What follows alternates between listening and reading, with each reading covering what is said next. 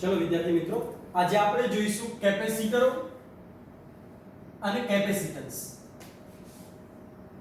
આ કંઈક પહેલા જેવી વાત છે કે પાણીની ટાંકી અને ટાંકીની અંદર પાણીને સમાવવાની ક્ષમતા. દાખલા તરીકે પાણીની ટાંકી છે એક પ્રકારનું સાધન છે, તો આ ટાંકીને આપણે સાધન કહી શકીએ. તો એવી રીતે કેપેસિટરો એક પ્રકારના સાધન છે અને કેપેસિટન્સ એટલે એની અંદર પાણી કેટલું સમાઈ શકે એની ક્ષમતા, કેટલા ક્યુસેક કેટલા લીટર પાણી સમાઈ શકે. દાખલા તરીકે હું એમ કહું કે આ આપણી પાસે ટાંકી છે અને એ ટાંકી છે એ દાખલા તરીકે 100 લીટરની છે. તો આનો મતલબ એ છે કે આ ટાંકીને પાણી સમાવવાની ક્ષમતા કેટલી છે? તો ભાઈ 100 લીટર. શેના ઉપર આધાર રાખે છે? તો કે આની સાઈઝ કેટલી છે એના ઉપર આધાર રાખે. ભાઈ કેવડી ટાંકી, લંબાઈ પહોળાઈ કેટલી છે, અંદરનું કદ કેટલું છે એનું પરિમાણ પર આધાર રાખે છે.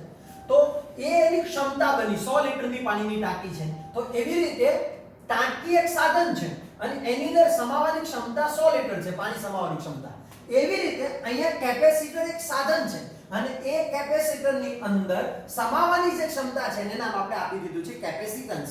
પણ હવે તમે વિચાર કરો વિદ્યાર્થી મિત્રો, કેપેસિટરમાં શું સમાઈ શકે? હવે કેપેસિટર શેમાંથી બનાવવામાં આવે? ધાતુ મતલબ કે સુવાહકમાંથી. હવે સુવાહકમાં શું સમાઈ શકે વિચારો તો જરા. સુવાહકમાં આપણે ભરવાનું છે. આમ પેલા પંખાની અંદર કેપેસિટર હોય છે, એસી ની અંદર કેપેસિટર હોય છે, બહુ બધી સર્કિટોની અંદર તમે કેપેસિટર જોયા છે.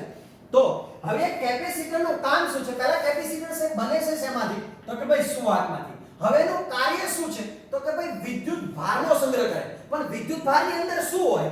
આપણે ઘણી વખત જોઈએ છે કે દાખલા તરીકે ધન વિદ્યુત ભાર છે, આ વિદ્યુત ભાર એક ગોળો છે અને એની અંદર તમે ધન વિદ્યુત ભાર જ્યારે અંદર લાવો છો ત્યારે શું કરે છે? તો કે ભાઈ વિદ્યુત ઊર્જા પ્રાપ્ત કરે છે. આપણે એની સ્થિતિ ઊર્જા કહેતા હતા, હવે આપણે બોલીશું વિદ્યુત ઊર્જા.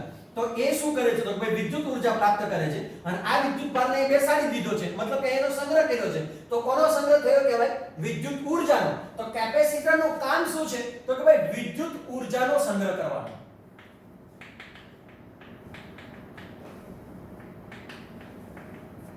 સમજો જરા. કેપેસિટર શેનાથી બનેલા હોય? સુવાહક. કારણ કે બહારનો ભાગ એનો સુવાહકનો હોય. કારણ કે જો સુવાહક હશે ને તો જ એના ઉપર વિદ્યુતભાર પ્રસ્થાપિત કરી શકાય, તો જ એના ઉપર વિદ્યુતભારને બેસાડી શકાય. તો કેપેસિટર સુવાહકથી બનેલું છે અને એનું કામ શું છે? તો કે વિદ્યુત ઊર્જાનો સંગ્રહ કરવાનો. પણ કેપેસિટર કઈ રીતના બને છે? આમ તો આપણે વ્યાખ્યા બહુ સરસ મજાની આપી દીધી. એકબીજાથી અલગ કરેલા બે સુવાહકથી બનતી રચનાને કેપેસિટર કહે છે. હવે આ કેટલી ઊર્જાનો સંગ્રહ કરે છે એને કહેવાય કેપેસિટન્સ. પણ આપણે એની પછી ચર્ચા કરીએ. જરા શું કહેવા માંગે છે જરા જોઈએ. દાખલા તરીકે મેં એક લઈ લીધો છે ગોળો. ખાસ જરા સમજજો. હવે ગોળો ઓલરેડી થોડો અત્યારે ગોળો તટસ્થ છે. આમ તો કોઈ બી સુવાહક ધાતુ પહેલા તટસ્થ હોય. તટસ્થ કોને કહેવાય? તો કોઈ જેટલો ધન વિદ્યુત ભાર છે એટલો જ ઋણ વિદ્યુત ભાર છે, તો એને તટસ્થ કહેવાય. હવે મેં એને વિદ્યુત ભારિત કર્યો છે. કોઈ પણ રીતે હું એને વિદ્યુત ભારિત કરી શકું છું. ઘર્ષણ આપીને બી વિદ્યુત ભારિત થાય, અથવા તો વિદ્યુત પ્રવાહનો કોઈ પોઈન્ટ આપીને પણ વિદ્યુત ભારિત થાય અને ઘર્ષણ આપ્યા વગર પણ વિદ્યુત ભારિત થાય. પહેલા ચેપ્ટરમાં તમે જોઈ લીધું છે. હવે મેં આને વિદ્યુત ભારિત કર્યો છે. આપ સૌને ખબર હશે કે જો તમે ગોળાને વિદ્યુત ભારિત કરશો તો એની આસપાસ પ્લસ છે એટલે બહાર નીકળતી દિશાની અંદર વિદ્યુત ક્ષેત્ર પેદા થશે. બહુ સિમ્પલ વાત જરા સમજો. એટલે એની આજુબાજુના વિસ્તારની અંદર વિદ્યુત ક્ષેત્ર ઉદ્ભવશે. હવે તમે અનંત અંતરેથી ઓર કોઈ વિદ્યુત ભારને સ્થાનાંતર કરાવી અને ફરી પાછો તમે વિદ્યુત ભારને અહીંયા લાવો છો. દાખલા તરીકે એક વિદ્યુત ભારને અહીંયા લાવ્યા. આવી રીતે તમે બહુ બધા વિદ્યુત ભારોને તમે અહીંયા લાવશો તો શું ઘટના બનશે? તો ભાઈ એક બહુ મહત્વની ઘટના બનશે. વિદ્યુત ભાર જેમ વધતા જશે તેમ તેમ એની આજુબાજુનું વિદ્યુત ક્ષેત્ર પણ વધતું જશે. આપણે ગીચતા થોડીક વધારી દઈએ. ચલો, વિદ્યુત ક્ષેત્ર પણ વધતું ગયું તો તમને બધાને ખબર છે કે વિદ્યુત ભાર વધે, Q વધે તો ઘટના શું બને છે? આપણી પાસે વિદ્યુત ક્ષેત્રનું સૂત્ર હતું, જરાક સમજો. અહીંયા લખી નાખું છું વિદ્યુત ક્ષેત્ર. આ વિદ્યુત ક્ષેત્રનું સૂત્ર આપણી પાસે શું હતું? તો ભાઈ E = kq/r². તો ચલો, EQ વધે તો શું થાય? તો ભાઈ વિદ્યુત ક્ષેત્ર પણ શું થાય છે વિદ્યાર્થી મિત્રો? વધે છે. આ વિદ્યુત સ્થિતિમાન શું થાય? કોઈ કે વિદ્યુત સ્થિતિમાન ક્યાંથી આવ્યું? કારણ કે અનંત અંતરેથી તમે જ્યારે આને અહીંયા લાવો છો, આ બિંદુએ લાવો છો, મતલબ કે ગોળાની ઉપર જ્યારે વિદ્યુત ભાર મૂકો છો ત્યારે શું થાય છે? તો ભાઈ વિદ્યુત ક્ષેત્ર પેદા થાય છે અને આને તમે અહીંયા લાવવા માટે ઊર્જા આપી છે. એ ઊર્જા શેમાં રૂપાંતર થાય? તો એની સ્થિતિ ઊર્જા. અને સ્થિતિ ઊર્જા સ્વરૂપે શું પેદા થાય? તો ભાઈ વિદ્યુત સ્થિતિમાન. તો એનું વિદ્યુત સ્થિતિમાનનું સૂત્ર શું થશે? આપણે વિદ્યુત સ્થિતિમાનનો તફાવત બોલીશું. કોઈ કહે છે કેમ સર તમે એ તફાવત બોલ્યા? આમાં તો ખાલી એક જ ગોળો છે, આમાં તો વિદ્યુત સ્થિતિમાન જ આવે, તફાવત ના આવે. પણ યાદ રાખો વિદ્યાર્થી મિત્રો, એવું વિચારવામાં આવે છે કે અહીંયા વિદ્યુત સ્થિતિમાન અને અનંત અંતરે રહેલા વિદ્યુતભારનું વિદ્યુત સ્થિતિમાન આવી રીતે લેવાય છે, અને અનંત અંતરે રહેલા વિદ્યુતભારનું વિદ્યુત સ્થિતિમાન છે એ 0 હોય છે, એટલે આપણે એને ગણતા નથી. બાકી એનો તફાવતની જરૂર છે, એટલે કે અહીંયા વિદ્યુત સ્થિતિમાન અને અનંત અંતરે વિદ્યુત સ્થિતિમાન આ બેનો તફાવત લેવામાં આવે છે, એટલે આપણે એને કહીએ છીએ વિદ્યુત સ્થિતિમાનનો તફાવત, પોટેન્શિયલ ડિફરન્સ. તો એનું સૂત્ર શું થશે? તો ભાઈ kq r. તો વિદ્યુતભાર વધે તો ઘટના શું બને છે જરાક જો. તો આપણે ગોળા ઉપર વિદ્યુતભારને વધારીએ તો ગોળા ઉપર વિદ્યુત ક્ષેત્ર પણ વધે અને વિદ્યુત સ્થિતિમાન પણ શું થાય? વધતું જાય. તો જેમ આપણે વિદ્યુતભાર ઉપર દાખલ કરતા જઈએ એમ એની સ્થિતિ ઊર્જામાં વધારો થાય. ઓર એક વિદ્યુતભાર દાખલ કર્યો, ઓર એક વિદ્યુતભાર દાખલ કર્યો, તો હવે તમને આઈડિયા આવ્યો કે તમે વિદ્યુતભાર વધારતા જાવ છો તેમ એનું વિદ્યુત સ્થિતિમાન ને વિદ્યુત ક્ષેત્ર તો વધતું જાય છે, પણ સાથે સાથે વિદ્યુતભારો અંદર સંગ્રહ થાય છે, મતલબ કે વિદ્યુત ઊર્જાનો સંગ્રહ થાય છે. જે વિદ્યુત ઊર્જાનો સંગ્રહ કરે છે એને આપણે શું નામ આપીએ છીએ? કેપેસિટર. અને કેટલા પ્રમાણમાં સંગ્રહ કર્યો એને આપણે શું નામ આપીએ છીએ? કેપેસિટન્સ. ચલો ફરી પાછી એક વખત વાંચજો. Q વધે છે એટલે આના ઉપર વિદ્યુતભારો જેમ જેમ તમે દાખલ કરતા જાવ છો તેમ તેમ શું થાય? તો ભાઈ વિદ્યુત ક્ષેત્ર પણ વધતું છે, એની આજુબાજુ શું વધતું જાય છે? વિદ્યુત ક્ષેત્ર. પહેલા આટલા વિસ્તારમાં હતું, પછી વિસ્તાર જરા વધ્યો, ઓર વિદ્યુતભારો અંદર દાખલ કરો તો ઓર મોટા વિસ્તારમાં વિદ્યુત ક્ષેત્રની પ્રબળતા બી વધશે અને વિસ્તાર બી વધશે. એવી જ રીતે વિદ્યુત સ્થિતિમાન પણ વધશે, કારણ કે પહેલા આ વિદ્યુતભારને અહીંયા લાવવા માટે ઓછું કાર્ય કરવું પડ્યું છે, પણ જેમ જેમ તમે અંદર વિદ્યુતભારો વધારતા જાવ તેમ તેમ હવે અનંત અંતરેથી વિદ્યુતભારને વિદ્યુત ક્ષેત્રમાં લાવવા માટે વધારે કાર્ય કરવું પડશે. એનો મતલબ એ થયો કે વિદ્યુત સ્થિતિમાન પણ વધતું છે. તો આ જે વિદ્યુતભારો આના ઉપર બેઠા છે, મતલબ કે એને સ્થિતિ ઊર્જાનો સંગ્રહ કર્યો છે, મતલબ કે વિદ્યુત ઊર્જાનો એને સંગ્રહ કર્યો છે. તો આને આપણે શું નામ આપીશું? તો ભાઈ વિદ્યુત સ્થિતિમાન. તો આને આપણે શું નામ આપીશું? તો ભાઈ કેપેસિટન્સ. તો કેપેસિટન્સ ની આપણે વ્યાખ્યા લખીએ તો શું લખીએ? એ પહેલા તમે જરા કેટલું સમજો કે વિદ્યુતભાર વધે છે, E ચલે છે Q લખી શકે, એટલે કે Q વધે તો વિદ્યુત ક્ષેત્ર પણ વધે, અને V ચલે છે Q પણ લખી શકે, મતલબ કે વિદ્યુતભાર વધે તો વિદ્યુત સ્થિતિમાન પણ વધે. જેમ જેમ આના ઉપર વિદ્યુતભાર આપણે વધારતા જઈએ તેમ તેમ વિદ્યુત સ્થિતિમાન પણ વધતું જાય. તો હવે આપણે અહીંયા જરા એવું લખી નાખીએ કે જ્યાં ગોળા પરનો વિદ્યુત સ્થિતિમાનનો તફાવત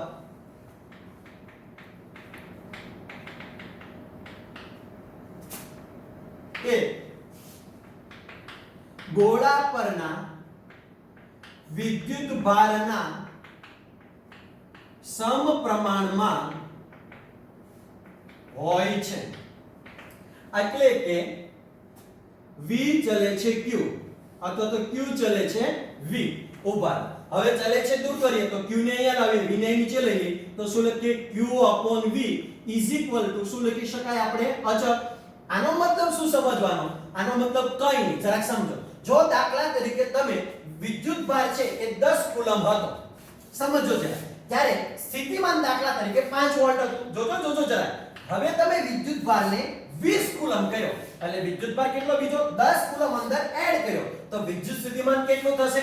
તો ભાઈ 10 વોલ્ટ. બહુ સિમ્પલ વાત છે, જરાક સમજો. હવે તમે વિદ્યુતભારને 40 કુલમ કર્યો તો વિદ્યુત સ્થિતિમાન કેટલું વધશે? તો આ કેટલો ડબલ વધારો થયો, તો વિદ્યુત સ્થિતિમાન કેટલું થઈ ગયું? 20 વોલ્ટ. હવે સમજો, જો જેમ તમે વિદ્યુતભાર એડ કરતા જાવ છો, જરાક સિમ્પલ વાત છે, જરાક સમજો. જેમ તમે વિદ્યુતભાર ગોળો ઉપર એડ કરતા જાવ છો તેમ સમપ્રમાણમાં વિદ્યુત સ્થિતિમાન પણ શું થાય છે? તો કે ભાઈ વધતું જાય છે. તો આપણે શું કરીએ છીએ? દાખલા તરીકે તમે 10 કુલમ વિદ્યુતભાર રાખ્યો છે ત્યારે વિદ્યુત સ્થિતિમાન કેટલું હતું? તો ભાઈ 5 વોલ્ટ. હવે તમે 20 કુલમ કર્યો ત્યારે વિદ્યુત સ્થિતિમાન કેટલું થઈ ગયું? 10 વોલ્ટ. હવે તમે 40 કુલમ વિદ્યુતભાર અંદર દાખલ કર્યો છે, મતલબ કે ગોઠવો છે, તો વિદ્યુત સ્થિતિમાન કેટલું થઈ ગયું? તો ભાઈ 20 વોલ્ટ. હવે આ બેનો તમે જરા ગુણોત્તર લો તો જવાબ કેટલો આવ્યો? તો ભાઈ 1/2. હવે આ બેનો ગુણોત્તર લો તો જવાબ કેટલો આવ્યો? તો ભાઈ 1/2. આ બેનો જવાબ કેટલો આવ્યો? તો ભાઈ 2. અહીંયા પણ બેનો જવાબ કેટલો આવ્યો તો ભાઈ 2, અહીંયા પણ બેનો જવાબ કેટલો આવ્યો તો ભાઈ 2. તો જો અહીંયા બધી જગ્યાએ જવાબ કેટલો મળે છે 2. મતલબ કે આને શું કહેવાય તો ભાઈ બધી જગ્યાએ મૂલ્ય કેવું મળ્યું કહેવાય અચળ. હજી જરાક સમજો, અચળ મૂલ્ય કોને કહેવાય? જેમ તમે વિદ્યુતભાર વધારતા જાઓ તેમ તેમ વિદ્યુત સ્થિતિમાન એના સમપ્રમાણમાં એક સરખો વધારો થતો જાય. જો વિદ્યુતભાર ડબલ થાય તો વિદ્યુત સ્થિતિમાન ભી ડબલ થાય. જો વિદ્યુતભાર અડધો થાય તો વિદ્યુત સ્થિતિમાન ભી અડધો થાય. તો એનો બેનો ગુણોત્તર કેવો રહે છે? અચળ. અને જે અચળનું મૂલ્ય દર્શાવે છે એને આપણે કેપેસિટન્સ કહીએ છીએ. એટલે Q/V ઇઝ ઇક્વલ ટુ શું લખી નાખીએ વિદ્યાર્થી મિત્રો? C. તો હવે આપણે આની કેપેસિટન્સની વ્યાખ્યા બનાવવી હોય તો આપણે જરા વ્યાખ્યા પણ જરા બનાવી નાખીએ. શું લખીશું તો કે કેપેસિટર પર રહેલો વિદ્યુતભાર અને તેનાથી ઉદ્ભવતો વિદ્યુત સ્થિતિમાનના તફાવતના ગુણોત્તરને કેપેસિટન્સ કહે છે. હવે કેપેસિટન્સ એટલે શું? પાણીનું મેં તમને કીધું આપણે કહીએ કે ભાઈ પાણી અંદર સંગ્રહ કર્યો છે દાખલા તરીકે, બરાબર? તો આપણે કહીએ 100 લિટર એટલે શું? તો આપણે બહુ સિમ્પલ વાત કરીએ કે ભાઈ 100 લિટર પાણી સમાવવાની ક્ષમતા. તો કેપેસિટન્સ એટલે શું? આમાં કેટલી વિદ્યુત ઊર્જાનો સંગ્રહ થાય. સમજો જરા, વિદ્યુત ઊર્જા સંગ્રહ કરવાની ક્ષમતા. હજી હું જરા બોલું સમજો. કેપેસિટર સાધન છે અને કેપેસિટન્સ એની ક્ષમતા દર્શાવે છે. તો કેપેસિટર એટલે દાખલા તરીકે મેં લીધો છે ગોળો, તો ગોળાનું કેપેસિટર. સરસ, ચલો. અને કેપેસિટન્સ એટલે શું? તો ભાઈ એની અંદર કેટલો સંગ્રહ થાય છે એ ક્ષમતા દર્શાવે છે. તો આપણે આના માટેનો જો આપણે એકમ વિચારીએ તો આનો એકમ પણ જરા લઈએ. હજે પણ વિદ્યાર્થી મિત્રો કેપેસિટન્સ ક્લિયર છે? કોઈ પણ એક ક્ષમતા હોય, પાણી હોય, કોઈ બાલટી હોય તો એની એક ચોક્કસ પ્રકારની ક્ષમતા હોય, બીજી કોઈ ડોલ હોય, નાના મોટું ટબ હોય તો એની અંદર કેટલું પાણી સમાવવાની ક્ષમતા હોય. વધારે પાણી નાખો તો ઢોળાઈ જાય, ઓછું પાણી નાખો તો ખાલી રહે. તો એની આખું ભરો તો એની ચોક્કસ પ્રકારની ક્ષમતા મળે. એવી રીતે દરેકની ક્ષમતા હોય. અવરોધ હોય તો એની પણ એક ચોક્કસ પ્રકારની ક્ષમતા હોય. તો આ જે ક્ષમતાઓ દર્શાવે છે, બરાબર, તો એને આપણે નામ આપીશું કેપેસિટન્સ. આમ તો જો કે અવરોધને, આ કેપેસિટરોને ગુજરાતીમાં કહેવાય સંધારક. જોજો જરા બોલતા નહીં, કદાચ કોઈ પૂછી નાખે કે સંધારક કોને કહેવાય તો જરા યાદ રહેવું જોઈએ. સંધારક એટલે કેપેસિટર અને સંધારકની ક્ષમતા એટલે કેપેસિટન્સ. જરા સમજો, સંધારક એટલે કેપેસિટરો અને સંધારકની ક્ષમતા એટલે કેપેસિટન્સ. તો એને આપણે નામ આપીશું એની કેટલી ક્ષમતા છે તે. હવે એનો આપણે એકમ ડિસાઈડ કરો તો આનો એકમ શું થશે?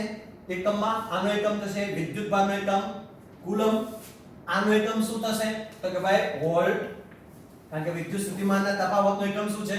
વોલ્ટ. હવે બીજી રીતે લખવું હોય તો આને તો આપણે કુલમ લખી શકીએ, બરાબર છે, પણ વોલ્ટ એટલે વિદ્યુત સ્થિતિમાન. વિદ્યુત સ્થિતિમાન એટલે એકમ વિદ્યુતભાર પર કરવું પડતું કાર્ય.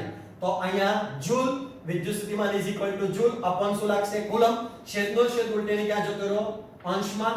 તો શું લખીશું? Coulomb square upon joule. એટલે આ પણ આનો એક એકમ બને. જોજો સર, જરા સમજજો. હવે તમને આનું પારિમાણિક સૂત્ર કે તો આનું પારિમાણિક સૂત્ર કે તો આ કુલમ છે. કુલમ એટલે ampere into second whole raise to કેવા છે? સ્ક્વેર. ચલો, જૂલ એટલે ન્યૂટન ઇન્ટુ મીટર. ઉભા રહેજો. આ ampere square second square upon newton એટલે kilogram metre upon second square into metre. છેદનો છેદ ઉલટીને અંશમાં. તો શું લખીશું? Ampere square second raise to 4 upon kilogram metre square. ચલો, આનું પારિમાણિક સૂત્ર બનાવો તો જરા ખબર પડશે કેપેસિટન્સનું પારિમાણિક સૂત્ર. તો આપણે શું લખીશું વિદ્યાર્થી મિત્રો? તો ભાઈ ampere M A T A. Hello, m એટલે દર, કેટલું છે? કિલોગ્રામ. ક્યાં છે? છેદમાં એટલે minus. A for length, length for લંબાઈ કેટલી છે? -2. અચ્છા, ચલો. T ફોર ટાઈમ કેટલો છે? +4, કારણ કે અંશમાં છે. એમ્પિયર અંશમાં છે એટલે કેવું થાય? સ્ક્વેર. તો આ શું બન્યું વિદ્યાર્થી મિત્રો? બોલો તો જરા. તો કે ભાઈ કોનું પારિમાણિક સૂત્ર? તો ભાઈ કેપેસિટન્સના એકમનું પારિમાણિક સૂત્ર. હવે આનો બીજો એક એકમ છે, કારણ કે કુલમ સ્ક્વેર અપોન જૂલ દર વખતે આપણે નહીં લખીએ, તો એના વૈજ્ઞાનિકની યાદની અંદર બીજો એક એકમ બનાવાયો જેનું નામ છે F. F for farad. Farad નામના વૈજ્ઞાનિકની યાદની અંદર કેપેસિટન્સનો એક એકમ શું રાખવામાં આવ્યો છે? ફેરેડ. ખાસ જરા યાદ રાખજો, જેને કેના વડે દર્શાવાય? F વડે. આના બીજા નાના નાના બી એકમો છે. નાના એકમો પણ જરા નક્કી કરી દઈએ. તો નાના એકમોમાં કોણ કોણ છે? તો ભાઈ 1 માઇક્રોફેરેડ, 1 નેનોફેરેડ, 1 પાઇકોફેરેડ, મિલીફેરેડ, બહુ બધા એકમો છે. આપણે ત્રણ એકમો લઈએ. માઇક્રો એટલે 10⁻⁻6 ફેરેડ, જોજો જરા. નેનો એટલે 10⁻⁹ ફેરેડ, પાઇકો એટલે 10⁻12 ફેરેડ. તો આવા જુદા જુદા એકમો આપણે યુઝ કરીશું, કારણ કે 1 ફેરેડ નું કેપેસિટર બનાવવું છે તો બહુ મોટું કેપેસિટર જોશે. એટલે મોસ્ટ ઓફલી આપણે પાઇકો, નેનો અને માઇક્રો માં આપણે કામ લેશું, કારણ કે 1 ફેરેડ નું કેપેસિટરની સાઈઝ બહુ મોટી રાખવી પડે.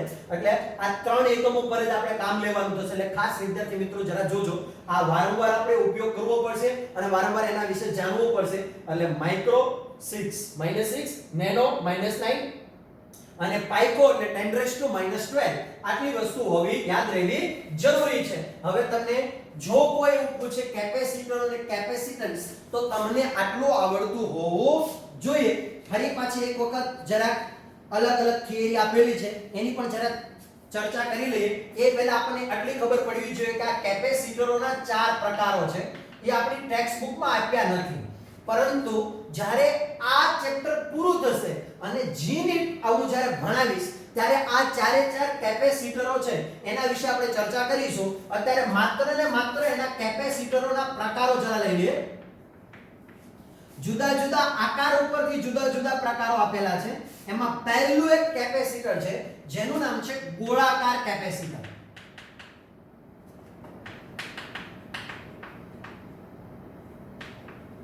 બીજું કેપેસિટર છે જેનું નામ છે સમાંતર પ્લેટ આકાર કેપેસિટર. ત્રીજું નામ છે જેનું નામ છે નળાકાર કેપેસિટર. અને છેલ્લું બે પોલા ગોળાઓ છે, એક ગોળો છે એના ઉપર ઓર એક ગોળો હશે, એટલે બે પોલા ગોળાકાર કેપેસિટર. દરેકના સૂત્રો અલગ અલગ છે વિદ્યાર્થી મિત્રો, પ્લેટ કેપેસિટર. પરંતુ આપણે મોસ્ટ ઓફલી ગુજરાત બોર્ડ ની અંદર આને ફોલો કરવાનું છે. હવે આનો પણ દાખલો પૂછાય છે, ગોળાકાર દાખલા તરીકે તમને એવું કોઈ પૂછી નાખે પૃથ્વીનું કેપેસિટન્સ કેટલું, તો એના માટેનો એક દાખલો આવશે. સમાંતર પ્લેટ કેપેસિટરનો પણ દાખલાઓ આવે છે, એ આપણે ભણવાનું છે ટેક્સ્ટ બુકમાં, એનું સૂત્ર પણ આપણે તારવવાનું છે. નળાકાર કેપેસિટર છે, આનું સ્વાધ્યાયની અંદર આની સૂત્ર તારવણી આપેલી છે, તો એ પણ આપણે પણ એમાં પણ સૂત્ર તારવવાનું છે. અને આ જે પોલા ગોળાકાર કેપેસિટર છે એનું પણ આ ચેપ્ટર પતશે ત્યારે આપણે બધાના સૂત્રો તારવીશું. અત્યારે ચેપ્ટરની અંદર આના સૂત્ર તારવેલા છે એટલે એની ચર્ચા કરીએ. એ પહેલા ઘણી વખત વિદ્યાર્થી મિત્રો આપણને પૂછે છે કે ગોળાકાર કેપેસિટરનું સૂત્ર કયું છે, તો એની પણ આપણે જરા ચર્ચા કરી લઈએ. આપણી પાસે કેપેસિટરનું સૂત્ર છે C = Q/V, બરાબર. તો અહીં Q ને કરતા કરી દઈએ તો Q અથવા તો C ને એક કિંમત મૂકી દો. જોજો જરા અહીં સૂત્ર એક તારવું છું ગોળાકાર કેપેસિટર માટે. ગોળાકાર કેપેસિટર માટે અથવા તો અહીંયા આગળ લઈ લો એટલે આપણને ખબર પડે, એક સાથે તમે થિયરી લખવામાં પછી તમને પણ થોડો આઈડિયા આવે. જોઈએ જરા, અહીંયા લખી નાખું છું ગોળાકાર કેપેસિટર માટે. ગોળાકાર કેપેસિટર માટે તો ગોળાકાર કેપેસિટરનું સૂત્ર જોઈએ આપણે. C = શું આપેલું છે સૂત્રમાં? Q/V. ઓ ભાઈ, આમ પણ જો તમને યાદ ન રહે તો તમને કવચ તો યાદ રાખજો. કવચ તો આખી દુનિયાને યાદ રહે ને. હા, ક બોલે તો Q = VC. જો ભૂલતાની નીચે પ્રોબ્લેમ આવશે. કવચ ભૂલતા નહીં, કારણ કે આમાં શું થાય ખબર? ઉપર V જતું રહ્યું, નીચે Q આવતું રહ્યું ને તો પ્રોબ્લેમ આવી જશે. કારણ કે તો આપણું સૂત્ર કેવું થાય? ખોટું બની જાય. એટલે યાદ રાખજો કવચ Q = V * C. ચલો તો આપણે જરા જોઈ લઈએ. C ના C બરાબર છે Q. હવે ગોળાનું વિદ્યુત સ્થિતિમાનનું સૂત્ર કયું હતું? તો ભાઈ KQ/R. ચલો QQ કેવો થઈ ગયો? કેન્સર. તો C = શું લખાય? R/K. તો આ એક રીતે આપણને સૂત્ર તારવણી આવડી જવી જોઈએ. હવે આપણે પૃથ્વીનું કેપેસિટર પૂછે તો પૃથ્વીની ત્રિજ્યા કેટલી વિદ્યાર્થી મિત્રો પૃથ્વી માટે? તો પૃથ્વીની ત્રિજ્યા કેટલી? તો ભાઈ 6400 કિલોમીટર. સમજો જરા, આને આપણે મીટરમાં ફેરવી નાખીશું અને k નું મૂલ્ય કેટલું થાય તો ભાઈ 9 * 10⁹ એટલે લગભગ 711 પાઇકોફેરેડ જેવું મૂલ્ય આવે છે. એટલે તમને જો પૃથ્વી માટે જો કેપેસિટન્સ કેટલો છે પૃથ્વીનું, કારણ કે પૃથ્વી એક બહુ મોટું કેપેસિટર છે, કારણ કે પૃથ્વી નેગેટિવ ચાર્જ ધરાવતી હોય અને તમને ખબર આપણે અર્થિંગ પણ પૃથ્વીમાં આપીએ છીએ. હાઈ વોલ્ટેજ આવી જાય તેની અંદર અર્થિંગ આપીએ અને અર્થિંગ શામાં જાય છે પૃથ્વીમાં. તો પૃથ્વી બહુ મોટું કેપેસિટર છે, બહુ બધી ઉર્જાનો વિદ્યુત ઉર્જાનો સંગ્રહ કરી શકે છે. એટલે જો આપણે કોઈ પૂછે કે ભાઈ પૃથ્વીનું કેપેસિટન્સ કેટલું, તો તમે આ સૂત્ર વાપરીને એની અંદર કિંમતો મૂકીને જવાબ મેળવી શકો છો. 711 પાઇકોફેરેડની આસપાસ એનું મૂલ્ય આવશે. અથવા તો હવે જો k નું મૂલ્ય તમારે જોતું હોય તો c જ્યાં k શું લખતા હતા આપણને યાદ હશે 1/4πε0. તો k નું મૂલ્ય મૂકવા જશો છેદનો છેદ ઉલટીના અંશમાં તો 4πε0r. આ પણ કોનું સૂત્ર થયું તો ભાઈ ગોળાકાર કેપેસિટરનું સૂત્ર. તો તમને જો ગોળાકાર કેપેસિટરનો કોઈ પણ દાખલો પૂછે તો ગોળાકાર કેપેસિટરમાં ખાસ યાદ રાખજો આ r ઉપર આધાર રાખે છે. હવે તમને કોઈ એવું પૂછે કે c બોલે તો કેપેસિટન્સ શેના પર આધાર રાખે છે? હવે વિદ્યાર્થી મિત્રો કોઈ સહજ રીતે વિચારવા જાય ને તો આવું વિચારજે, આ સૂત્ર છે તો એનો મતલબ એ છે કેપેસિટન્સ છે ને q અને v પર આધાર રાખતું છે. પણ ખાસ સમજો કેપેસિટન્સ વિદ્યુત ભાર અને વિદ્યુત સ્થિતિમાન પર આધારિત નથી, કારણ કે તો અચળ મૂલ્ય છે. જો અહીંયા અચળ લખી નાખ્યું. પાણીની ટાંકીમાં પાણી કેટલું સમાશે એ અંદરના પરિમાણ પર આધારિત છે. તો કેપેસિટન્સ શેના પર આધારિત છે તો કે ભાઈ એના એક આકાર પર આધાર રાખે છે. જોજો સમજો જરા કે ભાઈ આપણે કેપેસિટર બનાવ્યું છે એનો આકાર કેવડો છે. બીજું શેના પર આધાર રાખે છે તો કે ભાઈ એક એના કદ પર આધાર રાખે છે, એનું કદ કેટલું છે, મતલબ કે પરિમાણ પર આધાર રાખે છે. અને ત્રીજું શેના ઉપર આધાર રાખે છે તો ભાઈ બે કેપેસિટરો વચ્ચે કેટલી જગ્યા છે. હમણાં આપણે દોરીશું, આ તો એક જ કેપેસિટર દોર્યું છે, આમાં સંગ્રહ ઓછો કરી શકાય, હમણાં આપણે એની બહુ બધી ચર્ચા કરીશું. તો બે કેપેસિટરની પ્લેટ વચ્ચેનું અંતર કેટલું છે, અથવા બે કેપેસિટર, એક કેપેસિટરની પ્લેટ આપી એટલે કે ધાતુ આપી, બીજી ધાતુ આપી, તો આ બે ધાતુ વચ્ચેનું અંતર કેટલું છે તો એના ઉપર ડિપેન્ડ કરે છે. તો ખાસ સમજો કેપેસિટરનું કેપેસિટન્સ શેના પર આધાર નથી રાખતું તો તમારે લખવું પડે q અને v પર.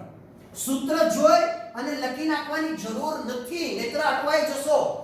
હા, આ c q/v સૂત્ર બરાબર છે, પણ એવું નથી લખવાનું કે વિદ્યુત ભાર અને વિદ્યુત સ્થિતિમાન પર આધારિત છે. નહીં, કેપેસિટન્સ, કેપેસિટરનો આકાર, કેપેસિટરનું પરિમાણ મતલબ કે કદ કેવડું નાના મોટું છે, અને કેપેસિટરો વચ્ચેનું મતલબ કે બે કેપેસિટરની પ્લેટ વચ્ચેનું અંતર એના ઉપર આધાર રાખે છે. એટલે આવો કોઈ પણ પ્રકારનો જો વિદ્યાર્થી મિત્રો તમને MCQ પૂછે તો તમને આવડી ગયેલો હોવો જોઈએ. ત્યાર પછીની એક બહુ જ મહત્વની થિયરી છે, જરા જોજો.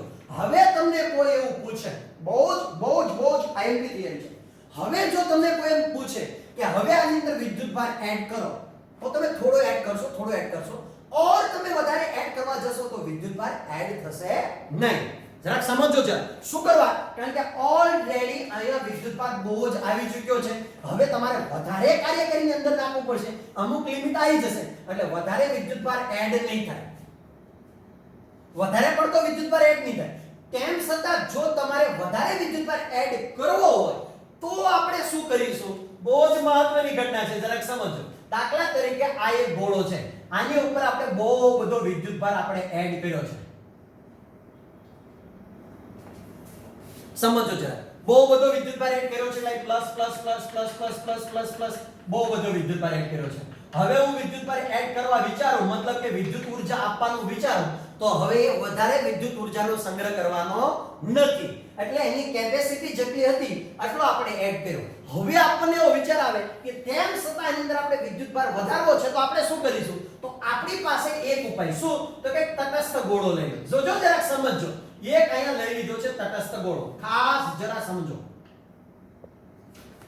હવે તટસ્થ ગોળો જો તમે લઈ લીધો હશે તો શું થશે ખબર, તો કે ભાઈ તટસ્થ ગોળાના જે ધ્રુવ વિદ્યુત ભાર હશે, વચ્ચે તો અવકાશ છે, વચ્ચે સ્પેસ છે, એટલે તટસ્થ ગોળાના ઋણ વિદ્યુત ભારો આ બાજુ આવી જશે, એટલે કે સપાટી પર આવશે, અને ધન વિદ્યુત ભારો આ બાજુ ખુલ્લા પડશે. તો આનો મતલબ શું થયો? હવે પાછી તમને ખબર પડવી જોઈએ. આપણે પહેલા ચેપ્ટરમાં જોયું કે બાજુમાં જો પ્લસ ધન વિદ્યુત ભારિત ગોળો હોય અને તટસ્થ ગોળો લેશો તો ઋણ વિદ્યુત ભાર પ્લસ તરફ આવશે અને આ બાજુ ધન વિદ્યુત ભાર ખુલ્લા પડશે. શું કરવા? હવે શું થશે ખબર તમને? તો હવે આ બે વચ્ચેનું જે વિદ્યુત ક્ષેત્ર છે ને એ ઘટી જશે. કારણ કે આપણે શું કરવું છે ખબર? આનું કેપેસિટન્સ વધારવું છે. મતલબ કે સંગ્રહ ક્ષમતા, ઊર્જાની સંગ્રહ ક્ષમતા વધારવી છે. મતલબ આને વધારે ઊર્જા આની અંદર એડ કરવી છે. તો શું કરવું પડે? બહુ સિમ્પલ વાત છે. શું કરવું પડે? જરા જો તો Q વધારવો હોય તો મારે શું કરવું પડે? તો કોઈ વિદ્યુત ક્ષેત્ર વધારવું પડે? ના, એવું નથી. મારે અંદર ઊર્જા વધારવી હોય તો વિદ્યુત ક્ષેત્ર મારે આનું ઘટાડી દેવું પડે. જો ગોળા વચ્ચેનું જો વિદ્યુત ક્ષેત્ર તમે ઘટાડી દો તો વધારે ફરી પાછા ધન વિદ્યુત ભાર મતલબ કે ઊર્જાનો સંગ્રહ તમે કરાવી શકો. તો તમે બાજુમાં શું લઈ આવ્યા? એક તટસ્થ ગોળો. જો તમે તટસ્થ ગોળો લઈ આવ્યા છો તો એક બાજુ માઈનસ થશે એટલે બેયનું પરિણામી બેયની વચ્ચેના ભાગમાં વિદ્યુત ક્ષેત્રમાં શું થશે? ઘટાડો. यदि जो विद्युत क्षेत्रમાં ઘટાડો થાય તો ઓર વિદ્યુત ભારો અંદર એડ કરી શકાય. મતલબ કે વધારે પડતી વિદ્યુત ઊર્જા અંદર એડ થાય. હજી એક વખત ધ્યાનથી સમજો કે દાખલા તરીકે મેં એક આ ગોળો લીધો છે. યસ, હવે આની તરફ વિદ્યુત ભાર નાખતો ગયો એટલે વિદ્યુત ઊર્જાનો સંગ્રહ થતો ગયો. હવે મારે સંગ્રહ કરવો છે પણ બિચારો ના પાડે છે ગોળો કે ના ભાઈ હવે હું સંગ્રહ કરી શકું એમ નથી. તો હવે મારે શું કરવું પડે? તો આ બાજુથી હું તટસ્થ ગોળો લાવું અથવા તો ઋણ વિદ્યુત ભારિત ગોળો લાવું. જરાક સમજો તો શું થશે ખબર? આ ઋણ વિદ્યુત ભારિત છે, આ તટસ્થ, આ ધન વિદ્યુત ભારિત છે. એટલે બેયનું પરિણામી વિદ્યુત ક્ષેત્ર કેવું થઈ જશે? ડાઉન. હવે જો વિદ્યુત ક્ષેત્ર ડાઉન થશે તો ફરી પાછા અંદર વિદ્યુત ભારો અંદર એડ કરી શકાય. એટલે ફરી પાછું એનું કેપેસિટન્સમાં મતલબ કે વિદ્યુત ઊર્જા વધારી શકાય. વિદ્યુત ઊર્જા અંદર વધી જાય, સંગ્રહ કરવાની ક્ષમતા વધી જાય તો ફરી પાછું કેપેસિટન્સ વધ્યું એમ કહેવાય. તો ચલો ફરી પાછા એક આપણે ટ્રાય પણ કરી જોઈએ એટલે આપને ખબર પડી જશે. તો એનો મતલબ એ થયો કે હવે આની અંદર તમે વિદ્યુત ભાર એડ કરી શકો છો. આ કન્સેપ્ટ પરથી વૈજ્ઞાનિકોએ બહુ સરસ મજાનો એક પ્લાન કર્યો. શું કર્યો એ તમને કહું કે એક એને ધન વિદ્યુત ભારિત ગોળો લીધો. બહુ જ મહત્વની વાત જરાક સમજો. હવે આની અંદર સંગ્રહ ક્ષમતા વધારતા ગયા મતલબ કે વિદ્યુત ભાર અંદર એડ કરતા ગયા. સંગ્રહ ક્ષમતા આટલી બધી વધી ગઈ કે હવે પછી વધે એમ નથી. એક ક્ષણ જ્યારે આવી ત્યારે એની બાજુની અંદર ફરી પાછો એક એને ઋણ વિદ્યુત ભારિત એક ગોળો લઈ લીધો. ખાસ બોર્ડમાં જરાક જોજો. એટલે અહીંયા આપણે લઈ લીધો ઋણ વિદ્યુત ભારિત ગોળો. તો આ થઈ ગયો આપણો એક ઋણ વિદ્યુત ભારિત ગોળો. ઋણ વિદ્યુત ભાર વ્યવસ્થિત દોરી દો. તો હવે શું થશે ખબર તમને? હવે આની સંગ્રહ ક્ષમતામાં શું થશે? વધારો. કારણ કે બંને વચ્ચેનું વિદ્યુત સ્થિતિમાન કેવું થશે? પહેલા વિદ્યુત સ્થિતિમાન બહુ વધારે હતું, હવે એક પ્લસ થઈ ગયું, એક માઈનસ થઈ ગયું. એટલે વિદ્યુત સ્થિતિમાન ઓલરેડી કેવું થઈ ગયું? ઘટી ગયું. એટલે વિદ્યુત સ્થિતિમાન ઘટી ગયું તો બહારથી ફરી પાછા વિદ્યુત ભાર આની ઉપર એડ કરી શકાય. કોઈ કે સરજી એક પ્રેક્ટિકલ સાથે કંઈક સમજાવો ને કે વ્યવસ્થિત આ સમજી શકાય. જોજો. ચલો હવે આપણી પાસે દાખલા તરીકે એક આ પ્લેટ હતી. આ એમની વાત જરા જોજો. એક દાખલા તરીકે આપણી પાસે એક આ પ્લેટ હતી. હવે આ પ્લેટ ઉપર આપણે બહુ બધો ધન વિદ્યુત ભાર એડ કર્યો. હવે હું એવું વિચારું છું કે હજી પણ મારે ધન વિદ્યુત ભાર એડ કરવો છે પણ બિચારી પ્લેટની કેપેસિટી છે એ પૂરી થઈ ગઈ છે. મતલબ કે હવે આની ઉપર ધન વિદ્યુત ભાર એડ નહીં થાય. મતલબ કે વિદ્યુત ઊર્જા એડ થશે નહીં. વિદ્યુત ઊર્જા શા માટે બોલું છું ખબર પડી ને? કારણ કે વિદ્યુત ભાર એકલો નથી આવતો, ઊર્જા લઈને આવે છે. એટલે વિદ્યુત ઊર્જાનો તમે આ પ્લેટ ઉપર સંગ્રહ કર્યો. હવે ક્ષમતા એની પૂરી થઈ ગઈ. હવે કોઈ વિદ્યુત ભારનો સંગ્રહ નહીં થાય. તો એવા સમયે હું બાજુની અંદર એક ધાતુની પ્લેટ લાવ્યો છું. ઋણ પ્લેટ લાવું છું તો પણ ચાલશે અને ધન પ્લેટ અથવા તો તટસ્થ પ્લેટ લાવું તો પણ ચાલશે. ધન પ્લેટ નહીં લાવવાની હે. બે પ્લેટ. કાં તો તમે તટસ્થ પ્લેટ લાવો નહીં તો તમે ઋણ પ્લેટ લાવો. હવે તટસ્થ પ્લેટ લાવીશ એટલે ઘટના શું બનશે ખબર? જોજો. હવે અહીંયા અત્યારે વિદ્યુત સ્થિતિમાન કેટલું છે ખબર તમને? દાખલા તરીકે અત્યારે અહીંયા વિદ્યુત સ્થિતિમાન છે 50 વોલ્ટ. જોજો જરા આ પ્લેટ વડે ઉદ્ભવતું વિદ્યુત સ્થિતિમાન કેટલું મળશે? તો ભાઈ 50 વોલ્ટ. હવે હું એક કામ કરું, બાજુમાં એક તટસ્થ પ્લેટ લાવીશ એટલે તટસ્થ પ્લેટ આના સંપર્કમાં આવશે એટલે નજીક આવશે, અડી નહીં જાય, વચ્ચે સ્પેસ રહેશે. તો અહીંયા ઋણ વિદ્યુત ભાર આવશે. શા માટે? કારણ કે આ જે પ્લેટ છે, આ પ્લેટ છે બરાબર, એ શું છે? તો ભાઈ ધન વિદ્યુત ભારિત છે એટલે આ તટસ્થ પ્લેટના ઋણ વિદ્યુત ભારો આ બાજુ આવશે. અચ્છા, તો એને અહીંયા ઋણ વિદ્યુત સ્થિતિમાન કેટલું બનાવ્યું? અહીંયા વચ્ચેના ભાગમાં. તો આપણે એવું વિચારીએ કે એનું ઋણ વિદ્યુત સ્થિતિમાન દાખલા તરીકે બન્યું છે 100 વોલ્ટ. જરાક સમજજો. અને ફરી પાછા આ બાજુ ધન વિદ્યુત ભાર ખુલ્લો પડશે. તો હવે હું એમ કહું કે આનો ધન વિદ્યુત ભાર વડે વિદ્યુત સ્થિતિમાન કેટલું બન્યું છે? તો દાખલા તરીકે એને આપણે નામ આપી દઈએ 20 વોલ્ટ. હવે આપણે જરા ટ્રાય કરી જોઈએ. અહીંયા દાખલા તરીકે આપણે લખી નાખીએ 60 વોલ્ટ લખીએ, પણ કેવું છે ઋણ વિદ્યુત સ્થિતિમાન એટલે કેવું આવશે માઈનસ.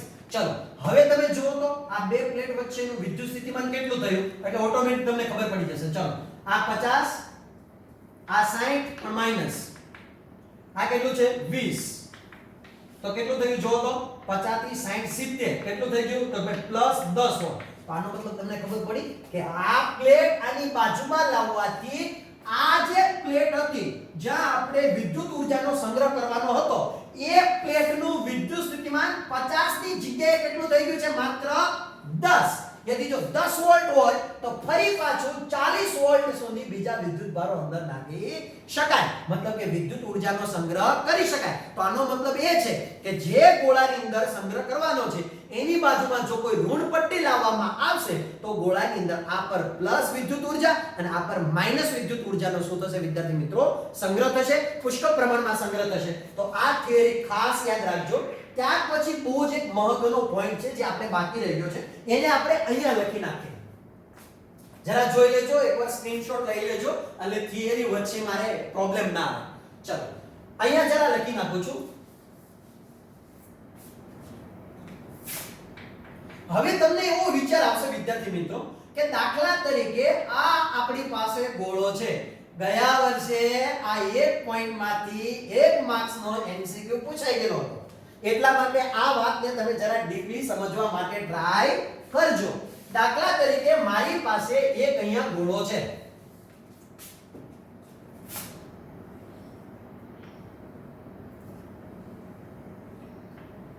હવે આ ગોળાને મેં કર્યો છે ધન વિદ્યુત ભાર, આપ સૌને ખબર હશે.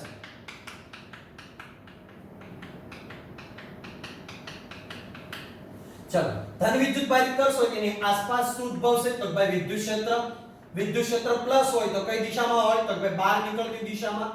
હવે તમે એવું વિચારો વિદ્યાર્થી મિત્રો કે આની ઉપર તમે વિદ્યુત ભાર નાખ્યા જ કરો તો શું થાય? આને ફરી પાછો તમે અંદર ચાર્જ કરો, અંદર ધન વિદ્યુત ભાર પાછા નાખો, અંદર ફરી પાછો ધન વિદ્યુત ભાર નાખો. જરા જોજો વિદ્યાર્થી મિત્રો આ થિયરી તદ્દન અલગ છે. ફરી પાછા અંદર ધન વિદ્યુત ભાર નાખો તો હવે ઘટના શું બનશે? વિદ્યુત ભાર એડ કર્યા કરો તો બહુ સિમ્પલ વાત છે. જેમ તમે વિદ્યુત ભાર એડ કરશો તેમ તેનું વિદ્યુત ક્ષેત્ર અને વિદ્યુત સ્થિતિમાન વધતું જશે. और વધારે વિદ્યુત ભાર નાખ્યો તો और વધારે વિદ્યુત ક્ષેત્ર વધ્યું, और વધારે વિદ્યુત સ્થિતિમાન વધ્યું. તો હવે જો તમે વધારે નાખ્યા કરશો તો એની આજુબાજુ હવા પણ રહેશે. તો હવાની એના સંપર્કમાં આવશે એટલે એના વિસ્તારમાં જેટલી હવા આવશે એ શું થશે ખબર? એના ડાયપોલો જુદા થઈ જશે. એટલે એક બાજુ માઈનસ અને બીજી બાજુ પ્લસ. આમ બી તમને ખબર હશે હવા ધ્રુવીય ડાઇલેક્ટ્રિક પદાર્થ છે. તો આ એના ડાયપોલો આ બાજુ દિશામાં થઈ ગયા, આમાં આવી રીતે હવાના ડાયપોલો ગોઠવાઈ જશે બધી દિશામાં. જરાક સમજો, નહીંતર આ થિયરી તમને થોડી અમથી ટ્વિસ્ટ લાગશે. પછી તમે જ્યારે પુસ્તકમાં જોવા જશો ત્યારે તમને ખબર પડશે કે આપણે શું બાકી માર્યું હતું. સમજો જરા. આ દાખલા તરીકે હવાના અણુ છે, હું લિમિટેડ દોરું છું કારણ કે આખો દિવસ દોરું તો પણ ના સમાય, અબજો કરોડો અણુઓ હોય છે હવાના. ચલો આ આપણી પાસે હવાના અણુ છે.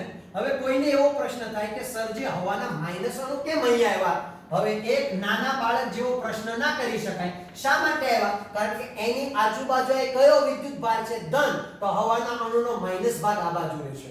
હવે જરાક તો ઘટના શું બનશે જુઓ તો જ્યાં તો કે અહીંયા ધન વિદ્યુત ભાર તમે એડ કરતા જાઓ તો આ બે વચ્ચે કયું બળ લાગશે જુઓ તો જરા. તો ભાઈ આ બળ બંને વચ્ચે કયું બળ લાગશે? કુલંબ બળ. તો આ બે વચ્ચે પણ કયું બળ લાગશે? આ માઈનસ વિદ્યુત ભાર. અને આ વિદ્યુત ભારો છે બહુ બધા એટલે એના વડે ઉદ્ભવતું વિદ્યુત ક્ષેત્ર, એના બંને વચ્ચે પણ કયું બળ લાગશે? તો કે વિદ્યાર્થી મિત્રો કયું બળ લાગશે? તો ભાઈ કુલંબ બળ, મતલબ વિદ્યુત ક્ષેત્ર વડે લાગતું બળ.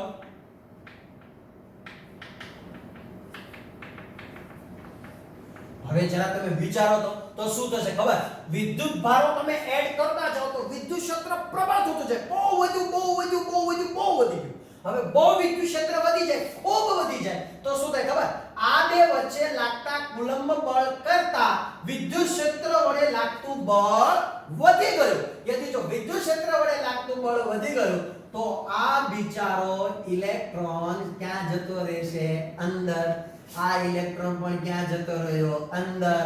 આ ઇલેક્ટ્રોન પણ ક્યાં જતો રહ્યો? અંદર. વિચારો આ ઇલેક્ટ્રોન પણ ક્યાં જતો રહ્યો અંદર આ પણ બિચારો ઇલેક્ટ્રોન ક્યાં જતો રહ્યો અંદર તો અહીંયા કેવા રહી ગયા પ્લસ આ કેવા વિદ્યુતભારો બધા રહી ગયા પ્લસ આ ઇલેક્ટ્રોન અંદર જશે તો અહીં કેવો રહેશે પ્લસ આ ઇલેક્ટ્રોન અંદર જતો રહેશે તો અહીંયા કેવો રહેશે પ્લસ આ ઇલેક્ટ્રોન હતો અંદર જતો રહેશે એટલે અહીંયા પ્લસ ઇલેક્ટ્રોન અંદર જાય પ્લસ ઇલેક્ટ્રોન અંદર જાય પ્લસ ઇલેક્ટ્રોન અંદર જશે પ્લસ તો હવે શું થયું ખબર આ જે હવા હતી ને હવા ડાઇલેક્ટ્રિક છે યાદ છે ને તમને H2O હવા ડાઇલેક્ટ્રિક છે તો આ ડાઇલેક્ટ્રિકે પોતાનો ગુણધર્મ ગુમાવી દીધો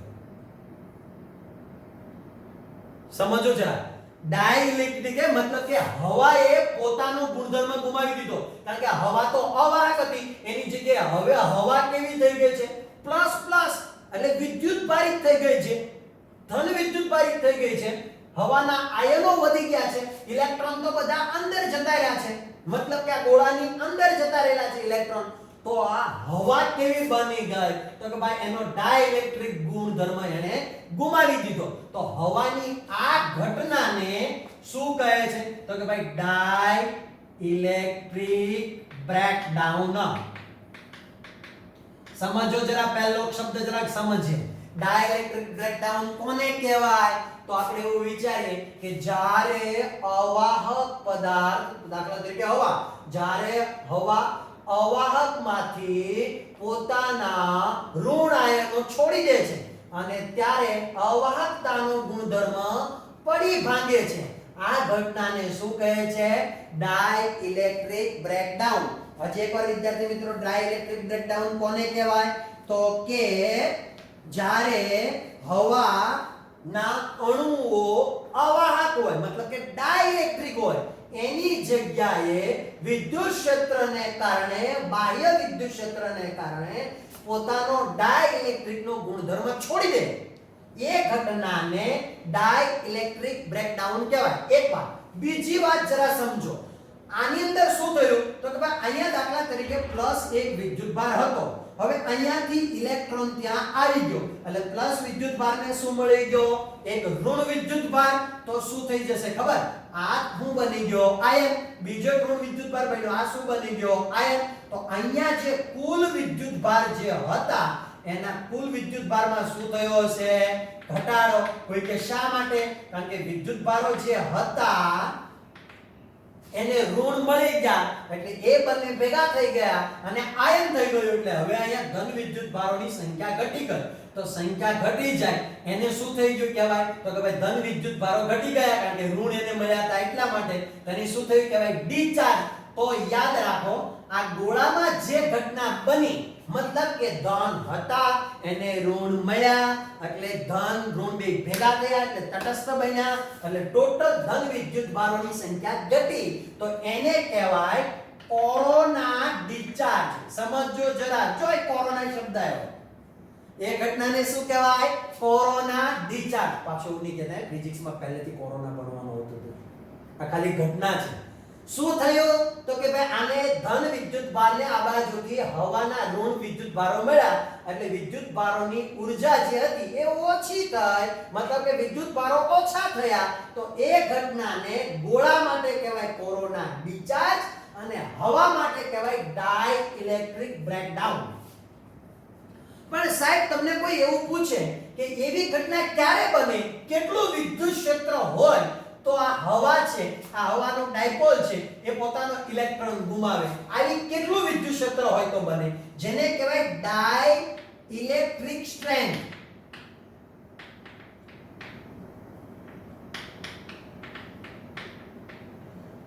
સમજો જરા શું કહેવાય એને ડાઇલેક્ટ્રિક સ્ટ્રેન્થ હવે પરીક્ષામાં પૂછવાનું હતું જો ગયા વર્ષે એવું પૂછાઈ ગયું કે હવાની ડાઇલેક્ટ્રિક સ્ટ્રેન્થ કેટલી હશે તેનો જવાબ આવતો હતો 3 × 10⁶ પર મીટર સમજો વોલ્ટ પર મીટર કેટલી હતી એટલે વોલ્ટ * મીટર સોરી માફ કરજો હવાની ડાઇલેક્ટ્રિક સ્ટ્રેન્થ કેટલી છે તો 3 × 10⁶ વોલ્ટ પર મીટર એનો મતલબ એ થાય કે આટલું વિદ્યુત ક્ષેત્ર જો તમે પેદા કરો તો હવાના ડાયપોલમાંથી ઋણ વિદ્યુતભાર અંદર આવી જાય સમજો આના કરતા થોડું વધારે આટલું કરો ત્યાં ઊંધી નહીં થાય. જો એને એટલા માટે લખ્યું ડાઇલેક્ટ્રિક સ્ટ્રેન્થ, મતલબ કે હવાનો અવાહકતાનો ગુણધર્મ ન ભાંગે ત્યારે વિદ્યુત ક્ષેત્ર કેટલું હોય તો બાટલું. હવે આના કરતા થોડું વિદ્યુત ક્ષેત્ર વધારી દો, મતલબ કે ડાઇલેક્ટ્રિક સ્ટ્રેન્થ કરતા થોડું વિદ્યુત ક્ષેત્ર વધે એટલે હવા પોતાનો ગુણધર્મ છોડી દે, મતલબ કે માઈનસ થી આ બાજુ આવી જશે એટલે હવા કેવી થઈ જશે ધન વિદ્યુત ભારી. સમજો જરા, હવાના આયનો કેવા થઈ જશે પ્લસ વિદ્યુત ભારી, ગોળાની આજુબાજુ બધી હવા નહીં. સમજો જરા, ગોળાની આજુબાજુ એવી ઘટના બનશે. હવે તમને કોઈ પૂછે તો એ સમયે વિદ્યુત સ્થિતિમાન કેટલું હોય તો V 3 × 10⁶.